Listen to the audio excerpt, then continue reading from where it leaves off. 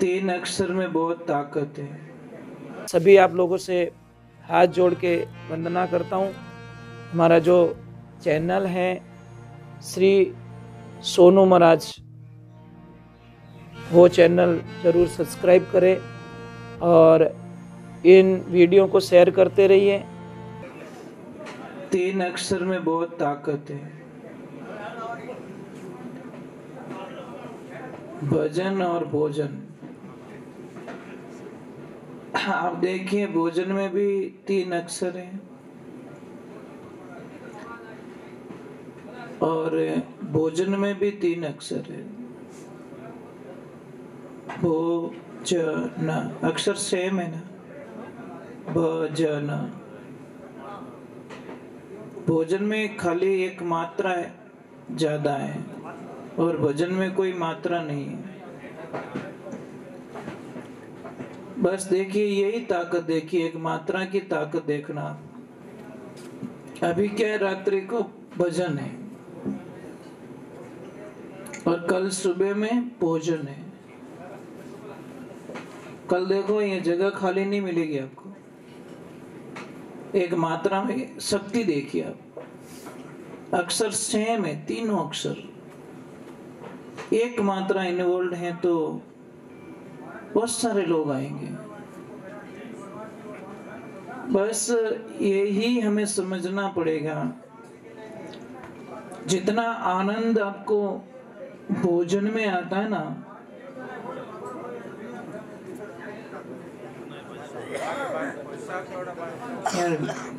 यार लड़े ये को रोक ही नहीं सको। पहले बात री में कट लूण पत्तो नेक दियो नहीं, खाता ही रही जाओ।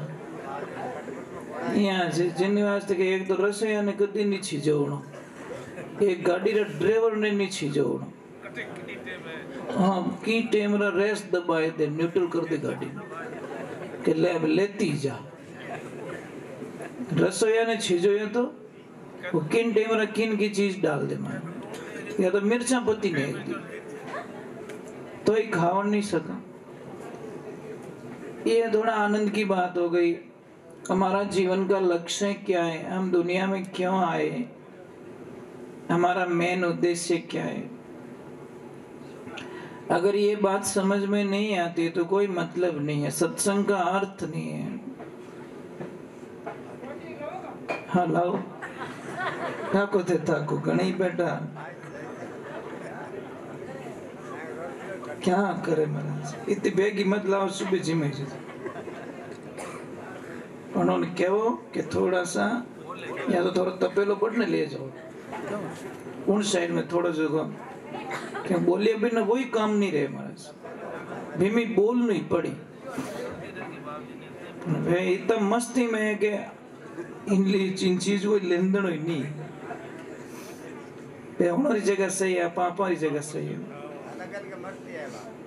हाँ नहीं, सही बात है। सत्संग में अलग अलग प्रकार के लोग आते हैं, कनिष्ठ, मध्यम और उत्तम।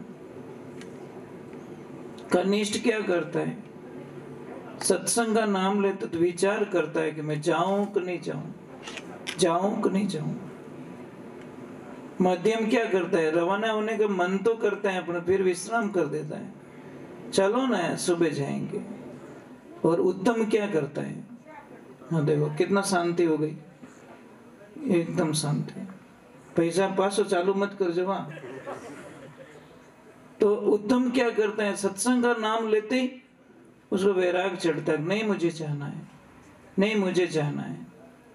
कई लोगों को देखो, मेले का नाम लेते ही उनको बहुत अच्छा लगता है, कई लोगों को फिल्म का नाम लेते ही अच्छा लगता है, और कई लोगों को सत्संग का नाम लेते ही अच्छा लगता है। इंसान सारे वही है। एक परिवार में देखना, एक को फिल्म अच्छी लग रही है, एक को भगवान के भजन अच्छे लग रहे, तो घर में लड़ाइयाँ यही तो होती है। टीवी पे यही तो लड़ेंगे।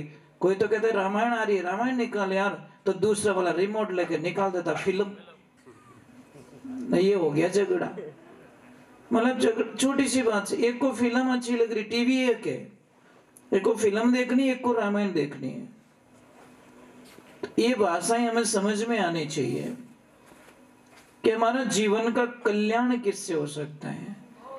आप देखना, चाहे कोल्ड ड्रिंक पी लो, चाहे लस्सी पी लो, चाहे जूस पी लो, आखिर में जो प्यास होती है ना, वो पानी से बुझती है। मूल तत्व पानी है।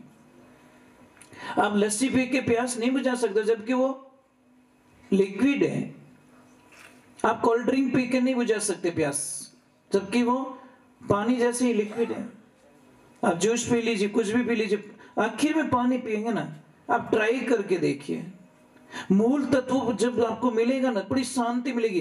5 पकवान बने हुए आपके सामने, पूड़ियां हैं, सब्जी है, सारी चीजें, मिठाई, अच्छी सी मिठाई है, काजू कतली है, परंतु वहां पे भी सारी चीजें आपके सामने पड़ी है, और किसी एक बंदे ने आवाज लगा दी कि रोटी, तो आप तुरंत बोले, वही वही वही, इधर रोटी वाला है, तू इधर आ, ले, तेरे सामने इतनी चीजें पड़ी है, मिठाई पड़ी, काजू कतली पड़ी, वो पड़ा, पकवान पड़ा, पर रोटी का नाम लेते ही आपका ध्यान रोटी की तरफ जाएगा, क्योंकि मूल तत्व क्या है?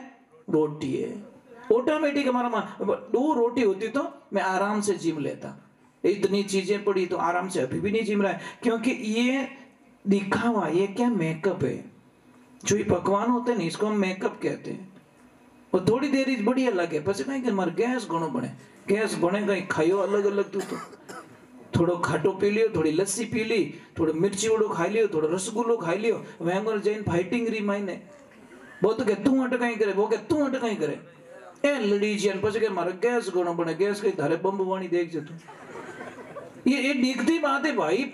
ये काम करो ना, एक पिंजरे में आप 5 को, एक भैंस डाल दो, एक गाय डाल दो, एक गधा अंदर डाल दो, एक घोड़ा डाल दो, फिर देखो मजा कितनी लड़ाइयां होगी। तो उसको देख के हमें पता नहीं चलता कि ये इनके कॉम्बिनेशन नहीं बैठ रहा है, तो मेरे पेट में अलग अलग चीजों का कॉम्बिनेशन कैसे बैठ सकता है? नहीं हो सकता है। ये जबान का स्वाद के कारण हम लोग 80% लोग बीमार हो जाते हैं, और बीमारी का मूल कारण क्या है? खानपान। अब खानपान शुद्ध रखिए। मैं तो कहता हूं कि जितनी, किसको शुगर है ना, जिंदगी में गेहूं की रोटी कभी मत खाओ, शुगर जिंदगी में कभी नहीं होगी आपको। अब बोले महाराज भूखा मरा कहीं करो, अरे भाई बाजरे की रोटी खा लो, जौ की रोटी खा लो, ज्वार की रोटी खा लो, वो तो चीजें खाते नहीं हम लोग। गेहूं का फुलका थने फुलको बना दी। हाँ सच बोल रहा हूं, आप गेहूं की रोटी छोड़ दीजिए। दूसरी नंबर, दूध छोड़ दीजिए। 2 चीज छोड़ दिए, आपकी शुगर की बीमारी जड़ से खत्म हो जाएगी। कोई दवा लेने की जरूरत नहीं है, इंसुलिन लेने की जरूरत नहीं है, आपको टेबलेट लेने की जरूरत नहीं है। परंतु नहीं, वो तो नहीं छूटे, थोड़ी थोड़ी तो कण खाओ चाहे मन खाओ, बात तो हो गई ना। पर समझौता कोई नहीं करना चाहता, पैसे दे देंगे, बीमार हो जाएंगे।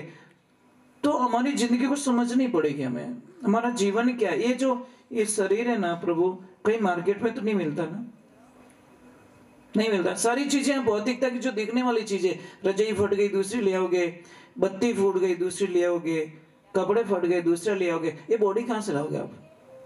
ये शरीर कहां मिलता है? और जिन कहीं सूतो अचेत नींद में, अरे मृग सब खेत उजाड़े, बड़ी मुश्किलों खेती पाके, यानी तो क्यों बिगाड़े। 5 25 मृगणी ये तो चिड़िया धाड़े, चेत सके तो चेत बावरा, नहीं तो तने जड़ा मूल सुई पड़े। कोई नगरी के राजा थे, उसी नगरी के बाहर कोई संत महात्मा आए, और संत तो बस अपनी मर्जी के मालिक होते हैं महाराज। उनको किसका मन लग जाए तो चले जाते महल में, और नहीं मन लगे तो अपनी कुटिया में भी आनंद ले लेते हैं। इसलिए तो किसने लिखा, वाह वारे मौज फकीरा की, वो परवाह नहीं करते अमीरा की, वो वारे मौज फकीरा की। ये फकीर आदमी की मौज यही होती है। भाई क्या होता है फकीरों के पास में? क्या होता है? अंबर ओढ़ना भूमि पतना बीच मसाना सोई, ये भूत पलीतरा शंका नहीं मानी, नहीं हसे नहीं रोई, फकीरी निर्भय पड़ा निर्मोही। क्या है फकीर आदमी के पास में? तो महाराज भगवान की ऐसी लीला होती है, और राजा को पता चल जाता है कि कोई संत महात्मा पधारे हैं। तो राजा ने विचार किया कि संत महात्मा को लाना है, अपन लाए कैसे यहाँ पे? तो थोड़ी सी एक चर्चा फैल गई थी नगरी में। राजा ने क्या बोला कि मेरी जो 10 बकरियां हैं और 1 बकरा है, इनको कोई भी पेट भर के खिला देगा और शाम को इनकी फेवरेट चीजें मैं डालूंगा, अगर ये नहीं खाएगी तो आधा राज उसको भेंट कर दूंगा। अब राज कौन नहीं लेना चाहता, सबको चाहिए राज। तो जितने भी बकरियां चराने वाले थे वो जा जाके पूरा दिन बकरी को खिलाते पिलाते और शाम को लाते, राजा दाना डालता, वो भी डालता तो खा लेती, तो उसको राजा अंदर डाल देता जेल में, तो बकरी को पेट भर के नहीं लाया। ऐसे करते करते पूरी नगरी के लोग खाली हो गए, मतलब बकरी चराने वाले। एक दिन एक भोला आदमी निकल रहा है, जैसे ये मंदिर बनाए तूणा बनाए ऐसे निकल रहा, तो गुरु महाराज ने उस भोले को पूछ लिया कि भोला कहाँ जा रहा है, ये बकरी लेके जा, तू अकेला क्यों आ रहा है, कितने दिनों से मैं देख रहा हूं तेरे कोई मित्र नहीं आ रहे। तो उस भोले ने बोला कि गुरुदेव मैं क्या बताऊं, सब राज के चक्कर में अंदर चले गए। कि कैसे, कि वो राजा है ना, उन्होंने शर्त रखी 10 बकरियां है, 1 बकरो है, उसको कोई पेट भर के खिला देगा पिला देगा तो मैं उसको आधा राज भेंट करूंगा। सारे अंदर चले गए। तो गुरुदेव ने बोला बोला तू लेके आ बकरियां को। तो बोला नहीं नहीं नहीं नहीं, मैं तो बाहर ही ठीक हूं, मैं अंदर जाना नहीं चाहता। गुरुजी ने बोला तू लेके तो आओ। तो बोला होता, गुरुजी को डायरेक्ट बोल गया कि मैं बाहर फिरूं, थारा का यहाँ क्या बोले कहीं, मेरे को भी अंदर डालना चाहते हो आप। गुरु ने बोला तू लेके तो आओ। अब गुरु का आदेश नहीं माने तो भक्ति नष्ट होवे, नहीं माने तो भी प्रॉब्लम है ना। गुरु का वचन तोड़ना भी तो बहुत खतरनाक काम होता है। अब भगवान की ऐसी लीला हुई, वो बोला जाता है, बैठता है, पूरी सभा जुड़ी हुई थी। बोले को बोला तू कैसे आया, कि हे राजन आपकी 10 बकरियां 1 बकरा मुझे पकड़ा दीजिए, मैं उनको पेट भर के लाता हूं। सब हंसने लगे, इतने होशियार लोग थे, वो तो पेट भर के नहीं ला सके, तू कैसे पेट भर के लाएगा, कि लाओ ना मैं लेके जाता हूं। अब ले जाके डायरेक्ट गुरुजी के आश्रम पे लेके गया और गुरुजी को बोला अगर ये नहीं धापी ना मैं थारा नाम ले लूँ, पहला कह दूं मैं अंदर नहीं जाना चाहता, मैं फंसना नहीं चाहता अंदर। गुरुजी ने बोला कोई बात नहीं, तू नहीं तो मैं, यार दोनों में से एक चले जाएंगे, क्या फर्क पड़ेगा। भगवान की ऐसी कृपा हुई, भोले को बोला यहाँ रख, बकरियों को सामने खड़ी कर और थोड़ा चारा पानी डाल दे, और एक डंडा पकड़ा दिया। और जैसी बकरी खाने लगे, भोले को बोल दिया इसके नाक पे डंडा मार दो। और आपको पता है जैसे नाक पे लगती है तो कितनी देर तक चक्कर आता है। अब भोलो आदमी जो वो थोड़ा डबल ही मिले, भारी हाथ पड़े, जैसे ही बकरी खावे वो डंडी उमेले नाक माते। बकरी तो ऊंचू मुंड कर घनी देर देखे आई कटे में, बहुत टाइम हो गया। अब जैसे ही खाने लगे भोला डंडा बताता तो वो रुक जाती है।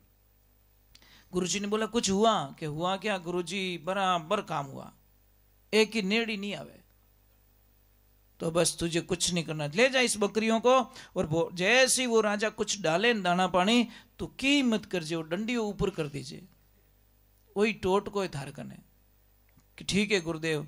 अब लेके गया वापस, राजा ने बोला खिला पिला दिया, कि हाँ, कि बोला रोज तो पेट इनका फूला रहता है, आज पेट मुँह चिपियोड़ी की करे, कि अरे गुरुदेव धाभी आज ही है, ये रोज तो कहीं फॉर्मलिटीज में, आज यार रोज गैस बनी उड़ रहे, आज फ्री माइंड है।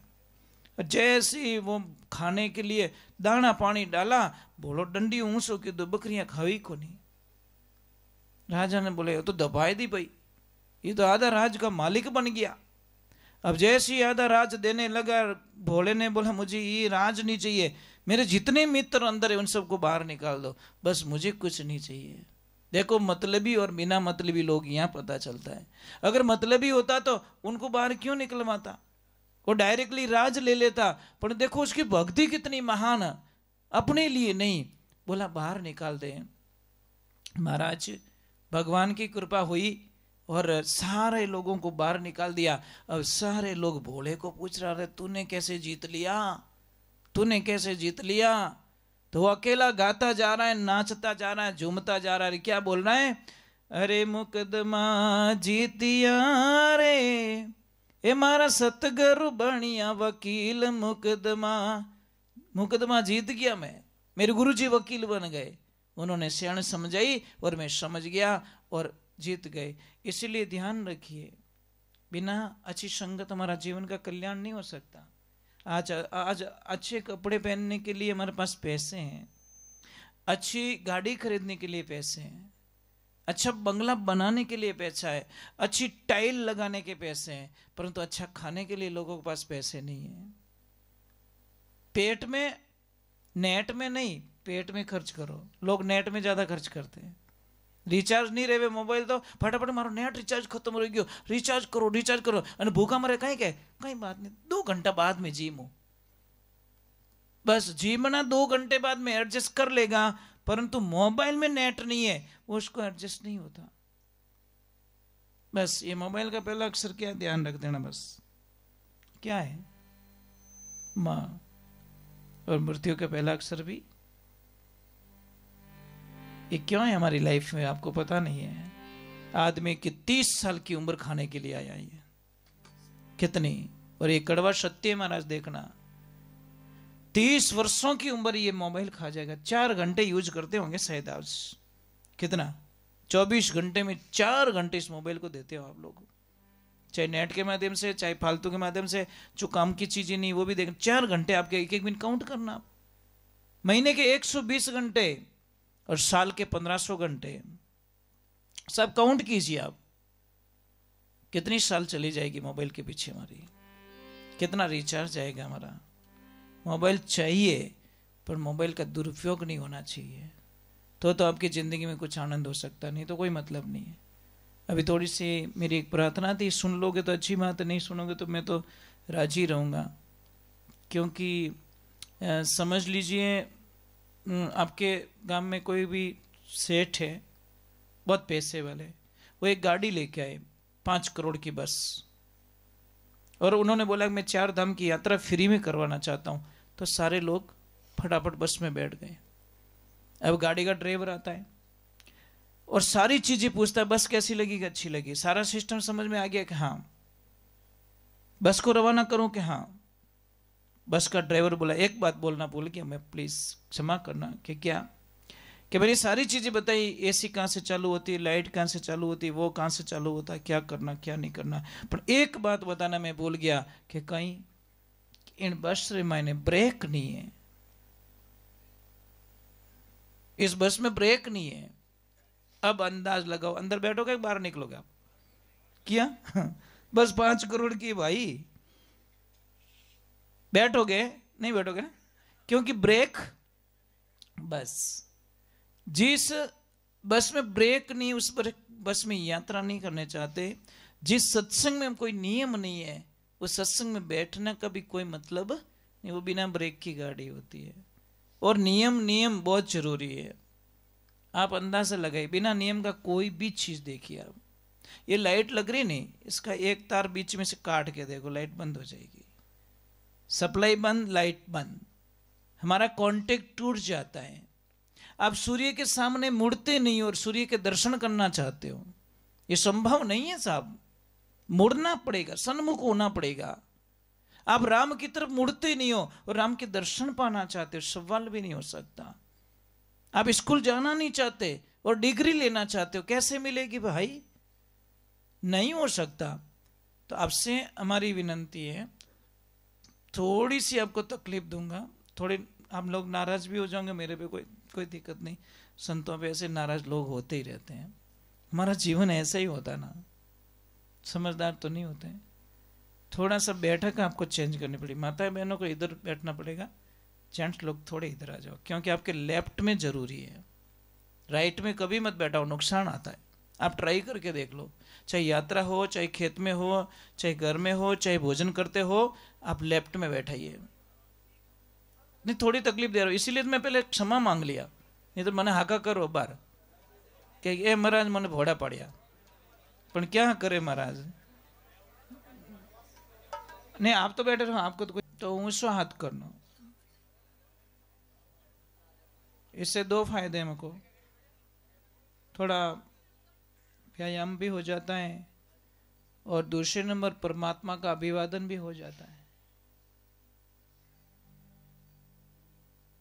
अब एक ध्यान रखिए,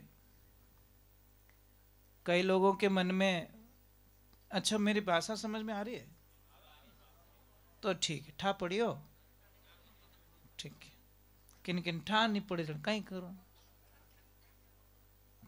बच्चे सरकार हाल ही है। परंतु मैं पूरी कोशिश करता हूं कि आपके हार्ट तक पहुंचने की कोशिश। Please come in my heart, sit मैया जगदम्बे। कोशिश करता हूं, फिर भी कोई कमी रह जाती है, और कमी तो रहती है, सब मानव है, कमी तो रहेगी, आखिर में इंसान है, कहीं न कहीं कमी रह जाती है। तो आप लोगों से मेरी विशेष निवेदन था कि कई लोगों को बहुत बड़ी एक शंकाएं होती है, सत्संग हम भोजन क्यों करते हैं? हमारी भूख मिट जाए। पेट की जो अग्नि है ना, भूख का मतलब क्या है? पेट में अग्नि, अग्नि जलती है, जठ अग्नि, जब भोजन करते हैं तो वो ठंडी हो जाती है, तो कहीं के हमारी भूख शांत हो गई। नींद क्यों लेते हैं? थोड़ा आराम मिल जाए। पानी पीते प्यास बुझती है। और सत्संग क्यों सुनते हम लोग? कपड़े देखो, सारे कपड़े हम उजले कपड़े पहन के आते हैं, बस बाहरी जो दिखावा है ना, हमें बहुत अच्छा लगता है। दीवार तोड़ के देखना घर की, मैंने तो वो सीमेंट लोहिया ही चिपियाड़ा है, पर बाहर टाइल्स लगा दी, कहीं मकान फूट रो बड़े, एक टाइल निकाल के देख, मजा आएगा तुझे। ओरिजिनलिटी अंदर देखनी है तो एक टाइल निकाल दो। बस हमारी जो बाहरी परत है ना, उसके लिए बहुत सारा समय हमारा बर्बाद होता है। हमें रियलिटी जाननी है, रियलिटी, रियल नहीं। एक रियल हीरो होते हैं, एक रियल हीरो होते हैं। हमारे रियल हीरो कौन है? हमारे जो बॉर्डर पे खड़े हैं आर्मी वाले। हम यहाँ पे देखो बिस्तर लेके, ठंडी लग रही, थोड़े वो कर देते हैं, दरवाजा भी बंद कर देते। वो कहाँ दरवाजा बंद करे भाई, उनको तो बॉर्डर पे खड़े रहना है। कभी सोते वक्त याद आई आपको उनकी, रियल हीरो की? हे प्रभु, मैं इन हीरोज की वजह से मैं आराम से आज नींद ले पाऊंगा और सुबह आराम की नींद से उठ पाऊंगा। कभी तो फीलिंग कर दो यार, कभी तो याद करो उनको। बच्चे उनके भी, परिवार उनके भी है, पर देखिए उनकी कुर्बानी देखिए। जब हम थोड़े से दूर जाएंगे, थोड़ा सा दूर जाएंगे, अच्छा आपके एरिया में से फौज में कितने लोग हैं? हाँ सर, बहुत अच्छी बात है, बहुत अच्छी बात है। हमें बहुत अच्छा लगता है कि कम से कम ये भावनाएं हैं, जुड़े हो आप इन भावनाओं से। और ये भाव बहुत अच्छे हैं कि कम से कम आर्मी की तरफ आपका रुझान है, देश की तरफ, सुरक्षा की तरफ हमारा रुझान है, तो हमें खुशियां मिलती है। सत्संग करवाने का एक ही अर्थ है, सत्संग में प्रश्न किया गया कि भगवान से इजी कोई रास्ता हो मिलने का है तो बताइए। पर प्रोसीजर करना पड़ेगा। आपको घी खाना है ना, डायरेक्ट दूध में से अंगुली डाल के घी नहीं निकाल सकते आप, उसको प्रोसीजर में डाल सकते। 2 आदमियों को दूध दिया गया कि इसकी ओरिजिनलिटी परख के लाओ। एक तो गया दूध की डेयरी पे, फैट देख के आ गया कि इतने फैट आ रहे। दूसरा बोला कि 2 दिन का मुझे टाइम चाहिए। उसने दूध को गर्म किया, नॉर्मल लेवल पे लाया, जामन डाला, दही बनाया, फिर मंथन के माखन बनाया और घी बना के बोला कि ओरिजिनल ये था। इसमें 30 लीटर दूध था, 29 लीटर गायब हो गया, 1 किलो घी बना इसका। ओरिजिनलिटी ये थी। और सत्य ये है, अब घी को वापस कोई दूध तो नहीं बना सकता। और दूध, घी की ताकत देखिए आप, ताकत देखिए आप। 1 किलो घी लीजिए, कोई कढ़ाई में डाल दीजिए और 500 लीटर उसके ऊपर दूध डाल दो, वो आके ऊपर बैठेगा। बोला तुम्हारी औकात नहीं है अभी कि मुझे नीचे की उस परत में डाल सको, मैं बैठूंगा तो ऊपर। यही जगत और भगत का विवरण है महाराज। यही है, जो समझ जाता है वो वहां तक प्रोसीजर में तो आपको जाना ही पड़ेगा।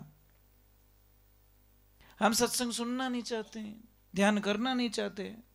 मैंने कई लोगों को प्रश्न करता रहता हूँ कि आपने दीक्षा किस किसने ली, बहुत सारे लोग ऊपर हाथ करते हैं, मेरे गुरुजी है, मेरे गुरुजी है। फिर वापस प्रश्न करता हूँ कि गुरु मंत्र किसको किसको याद है, तो शायद 70% लोग हाथ ऊपर नहीं करते।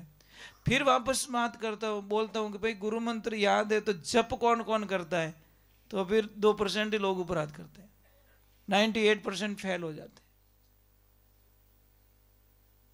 आप कोई भी पौधा रोप के देखिए, पानी मत डालो, वो सूख जाएगा। आप गुरु मंत्र लिया, उसको जप नहीं कर रहे हो। मैंने बोला ना, रिचार्ज नहीं कराया तो मोबाइल कोई काम का नहीं है। भले 5 लाख का है मोबाइल है आपके पास, अपना उसमें रिचार्ज नहीं है तो डब्बो लेन फिरो बिन के मार्केट मोबाइल है अपन टावर आई को नहीं, कहीं टावर मैंने रिचार्ज को नहीं करियोड़ो। तो गुरु मंत्र, मंत्र मंत्र इस शब्द को समझो, मन को तर कर देता वो मंत्र रहता है। ओम नमो भगवती माँ बोले प्रक्रमाय मनोविलास, तो मन स्तंभ कुरु कुरु स्वा, इस मन को इतना प्रफुल्लित कर देता है, उसको कहते हैं गुरु मंत्र। पर एक बार उसके करीब जाके देखिए, अरे भगवान तो बहुत इजीली मिलते, इजीली, परंतु आपको वो रास्ता पता नहीं है। इसलिए भगवान आपको पता है कि भागवत जी में एक कथन आता है, जब भगवान कृष्ण भगवान समझाने के लिए जाते हैं कौरवों को कि भाई युद्ध मत करो, लड़ाई का कोई मतलब नहीं है, 5 गांव दे दो और बात को खत्म करो। ये समझाने के लिए आने वाले थे कल। और आज का प्रोसीजर विदुर जी को पूछा गया कि विदुर जी आप अपनी नीति क्या कहते हो, आपका विचार क्या कहता है, हमें क्या करना चाहिए। तो विदुर जी ने डायरेक्ट धृतराष्ट्र को बोला कि दुर्योधन है ना, ये तुम्हारे पूरे वंश का विनाश कर दे, ये नाग है नाग, इसको बाहर निकाल दो, नहीं तो तुम्हारे पूरे वंश का विनाश कर देगा। ये बात दुर्योधन ने सुन ली कि काका रोटी हमारे खाते हो, भोजन हमारे खाते हो, नौकरियां करते हो और मेरी निंदा करते हो, चले जाओ यहां से। विदुर काका बड़े खुश हुए मन ही मन कि इन दुष्टों के जाल से निकलूं। जैसे ही गए घर पे, विदुरानी जी बोले कि आप इतने नर्वस क्यों लग रहे हो। कि विदुरानी, एक तरफ मुझे बहुत खुशी है और एक तरफ बहुत दुख है। कि क्या, कि एक तो उन दुष्टों से छुट्टी मिल गई इसलिए बहुत आनंद में हूं मैं, बहुत खुशी है मुझे, पर दूसरी दुख भी है मुझे कि एक दिन बाद में छुट्टी मिलती। कि क्यों, कि कल कृष्ण आने वाले हैं, उनके दर्शन हो जाते, उनसे भेंट हो जाती तो मन को बड़ी शांति मिल जाती। ऐसे बोलते बोलते विदुर काका के मन में आंखों में आंसू आ गए कि मेरे कृष्ण से नहीं मिल पाऊंगा मैं, कितना अभागा मैंने जीवन को निकाल दिया और लास्ट टाइम मुझे अलग कर दिया। एक दिन और देते मुझे, सिर्फ एक दिन, और फिर दूसरे दिन मुझे निकाल देते वहां से, पर मुझे एक दिन पहले निकाल दिया गया। अब देखिए विदुरानी जी का विश्वास, वो क्या कहती है कि चिंता मत कीजिए, आएंगे मेरे प्रभु, मिलेंगे हमसे। अब सेकंड डे जब आते हैं भगवान, और दुर्योधन पूरे सज धजक के भगवान को रथ में ले जाना चाहता है, इस रास्ते ले जाना चाहता है। भगवान बोलते नहीं, इस रास्ते नहीं चलूंगा, मैं इस रास्ते चलूंगा। बोले भगवान उधर तो रास्ता सही नहीं है, सजावट इस रास्ते की है, श्रृंगार इस रास्ते पे किया हुआ है, तैयारियां इस रास्ते पे की, नहीं मैं इस रास्ते जाऊंगा। देखिए भगवान कहते कौन नहीं, इस रास्ते कैसे जा रहे हैं, क्योंकि विदुर जी का घर इस रास्ते पे पड़ता है।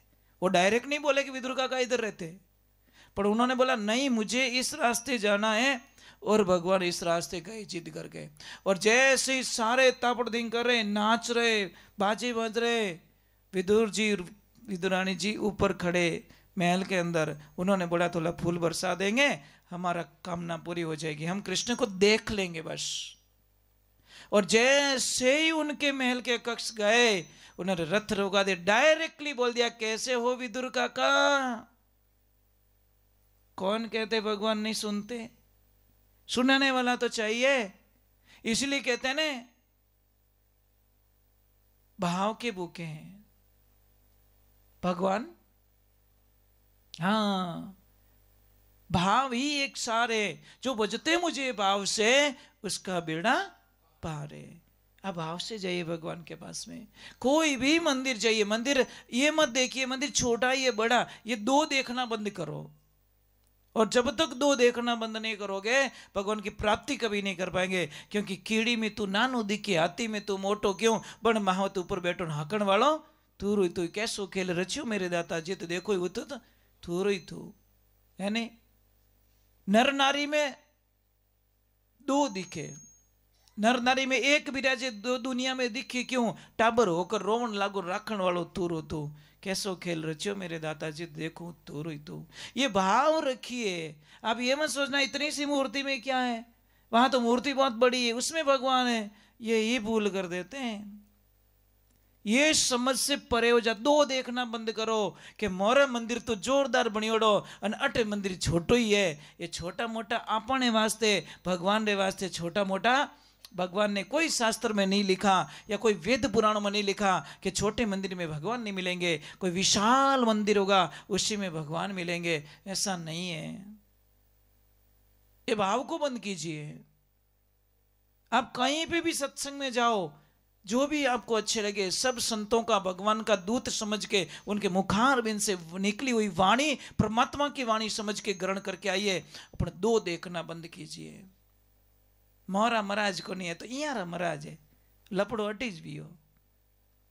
इसलिए शास्त्र कहता पति और पत्नी को गुरु एक होना चाहिए। दो गुरु वाला घर में कभी शांति नहीं हो सके। कारण एक गुरु जी आया, पत्नी के गुरु आए तो पत्नी बड़ी खुश है और पति फुटबॉल जैसे मुंह करके फूल रहा है। वो तो थारा गुरु महाराज, मारा थोड़ी गुरु महाराज है, थारा गुरु महाराज है। अब पति देव के गुरु महाराज आ गए तो पत्नी रोटी जली बली डाल के लो, ये तो तुम्हारे गुरु जी, मेरे थोड़ी गुरु जी। समझने की बात है, क्योंकि दोनों की विचारधाराएं अलग हो जाएगी। ये समझने का भाव होता है। इसलिए एक गुरु की शरणागति लीजिए। राम के पूरे परिवार के गुरु वशिष्ठ गुरुदेव, देखिए आनंद देखिए आप। तो हमें समझना पड़ेगा इन चीजों को। ज्यादा तो नहीं बोल रहा हूं मैं कि भजन सुनना है, मैंने तो वैसे ही का पसंद है ही को नहीं। ये तो ठीक है, कीर्तन करता हूँ बीच में, थोड़ा बहुत कर लेता हूँ थोड़ा मनोरंजन के लिए, नहीं तो हमें लोगों को ये पसंद नहीं है। ये धाम धूम बजते ना बहुत हार्ड होता है, इससे हार्ट अटैक आता है पता है। मजाक नहीं कर रहा हूँ। आप कोई अच्छी डॉक्टर के पास में छोटे बच्चे को लेके जाना, आप एक काम करें, डीजे बजता है जब तो एक आधा घंटा बच्चे को रखना, वो 3 दिन तक आंगले गाली कान में पैसे कहीं नहीं, बरात गणी भटके, बरात को नहीं वो डीजे भटके मायने। छोटे बच्चे होते ने उनको आवाज सहन नहीं होती, और सहन नहीं होने के कारण उनके पर्दे बहुत पतले होते हैं ना, उनको बहुत कान दुखते हैं। इसलिए कोई भी बच्चे को जब डीजे में जाओ, कहीं पे मैं मना नहीं करता, डीजे में जाओ तो बच्चे के कान में रुई डाल के जाओ। छोटे बच्चे को लेके जाओ, अरे डीजे में इतनी ताकत होती है पता है, आपके घरों के बर्तन नीचे गिर जाते साहब। तो यहाँ कितनी दीवार है, इतनी मजबूत दीवार, 15 इंच की दीवार के अंदर जो बर्तन पड़ा उसको नीचे गिरा दिया उसने, तो हमारे यहाँ पे कितनी दीवार है। समझ में आ रहा है? थोड़ा समझो, थोड़ी विचारधाराओं को बदलने की कोशिश कीजिए। शांति, मैं तो इतना मानता हूं, ठहरे हुए पानी में अपना चेहरा देख सकते हो, चलते हुए पानी में चेहरा नहीं दिखेगा।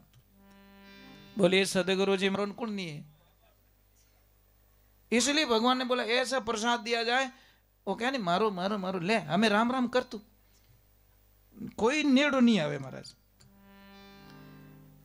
मतलब की दुनिया महाराज समझना पड़ेगा। हमारा इस दुनिया में कोई प्रेम नहीं करता किसी से, कोई। ये गलत फहमी है, ये मेरे से प्रेम करता है, ये प्रेम सिर्फ माता पिता के अलावा इस संसार में कोई हमसे प्रेम नहीं करता। ये गारंटी महाराज लिख दीजिए आप, पेरेंट्स के अलावा दुनिया में कोई हमसे प्रेम नहीं करता। एक माता पिता ही ऐसे होते हैं, चाहे औलाद कैसी भी है तो भी माता पिता को तो प्रेम उसके ऊपर आ ही जाएगा।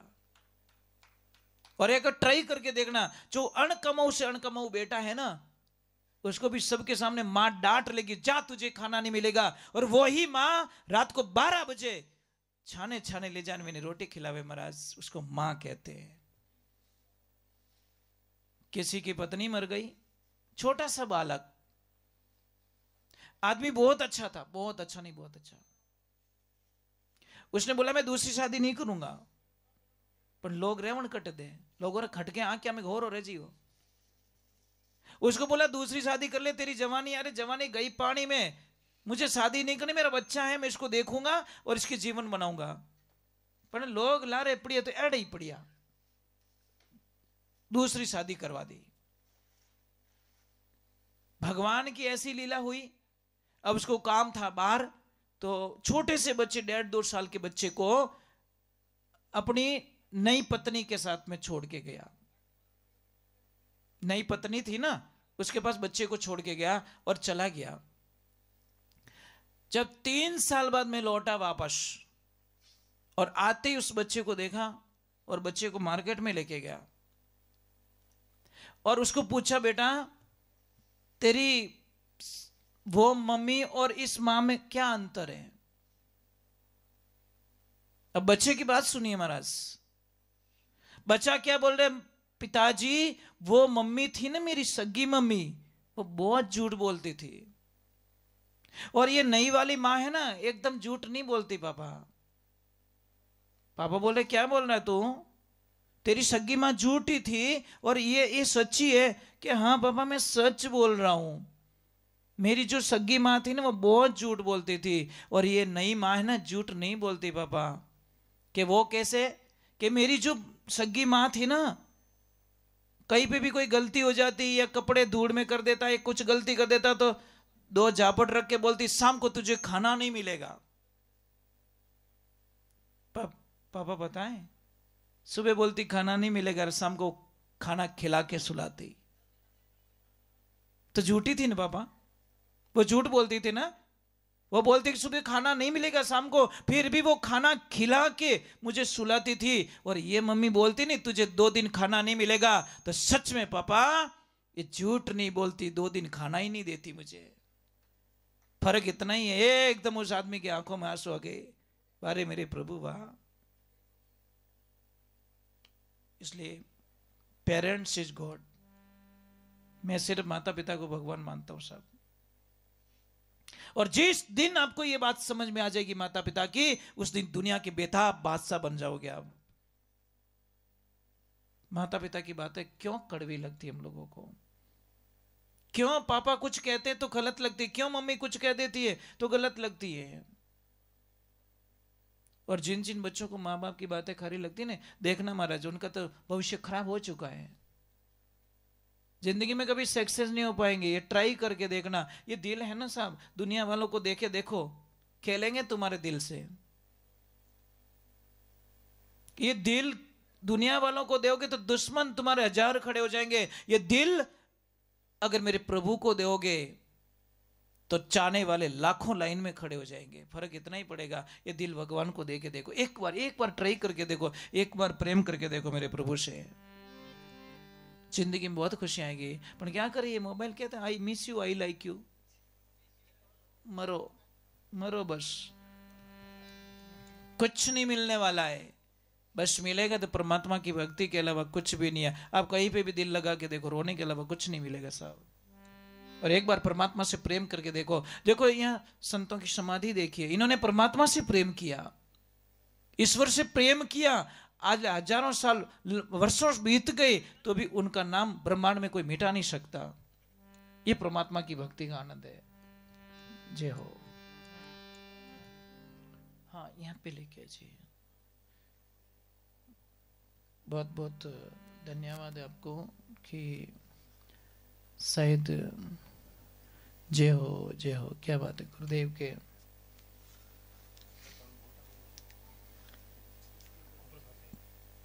पेंटिंग करने वालों को भी बहुत बहुत साधुवाद है। बनाने वाला दिल से बनाया ना, इसलिए नहीं ऊंच रही है, भाव से बनाया। जय हो। देखो अभी संत महात्मा की बात हुई और गुरु जी की तस्वीर सामने आ गई।